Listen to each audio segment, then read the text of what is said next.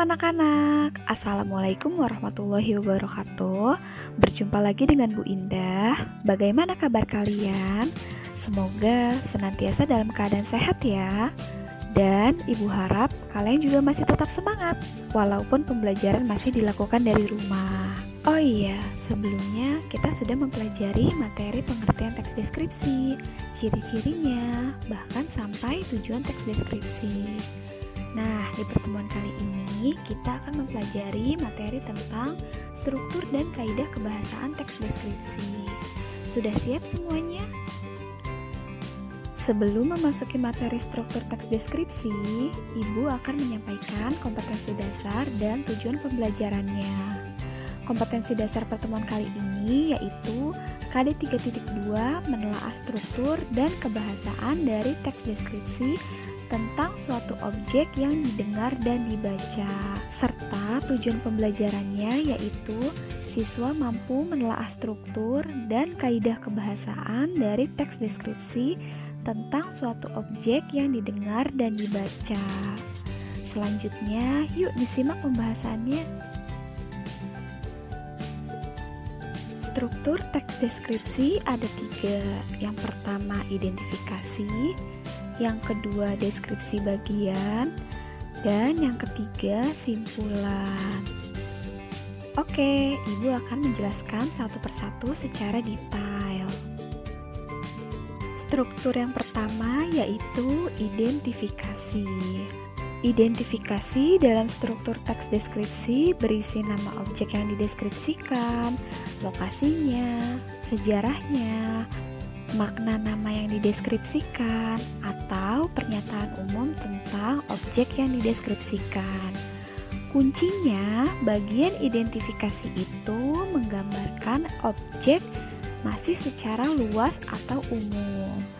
Nah, perhatikan contoh berikut ini ya. Badak bercula 1 adalah salah satu hewan yang hanya ditemukan di Indonesia. Seperti namanya, keunikan badak ini adalah culanya yang tunggal. Binatang berkaki 4 ini juga merupakan hewan yang dilindungi oleh negara karena langka dan nyaris punah. Contoh tersebut termasuk bagian identifikasi karena teks tersebut mendeskripsikan badak bercula 1 secara umum. Struktur yang kedua yaitu deskripsi bagian. Deskripsi bagian berisi rincian objek berdasarkan tanggapan penulis.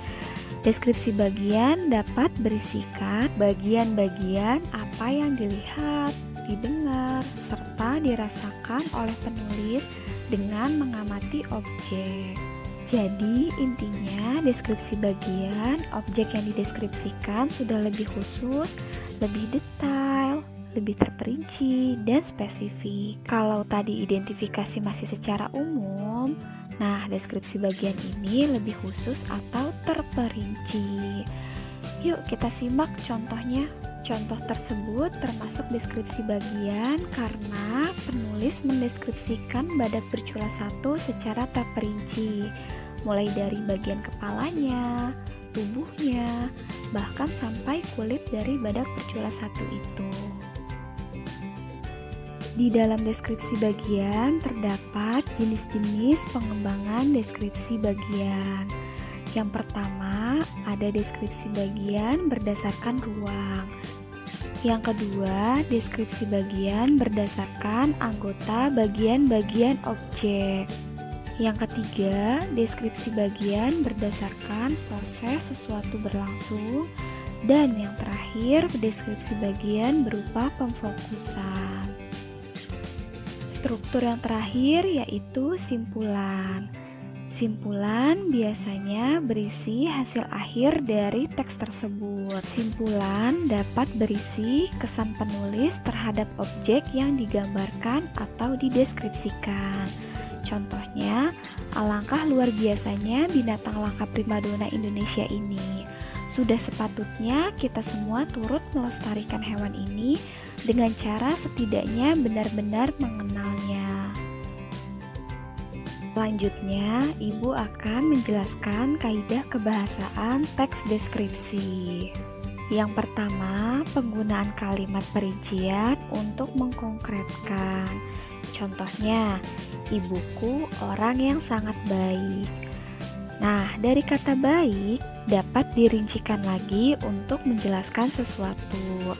Misalnya, dia berusaha menolong semua orang, dia ramah dan tutur katanya lembut, atau tidak pernah terlihat marah-marah. Yang kedua, penggunaan kalimat yang menggunakan panca indera seperti penglihatan, pendengaran, perasa, maupun peraba. Contoh yang pertama mengandung indera melihat, karena kita akan tahu pemandangan bawah laut Senggigi memesona melalui mata kita. Contoh yang kedua terdapat indera pendengar, karena melalui telinga kita dapat mendengar deburan ombak pantai yang berirama.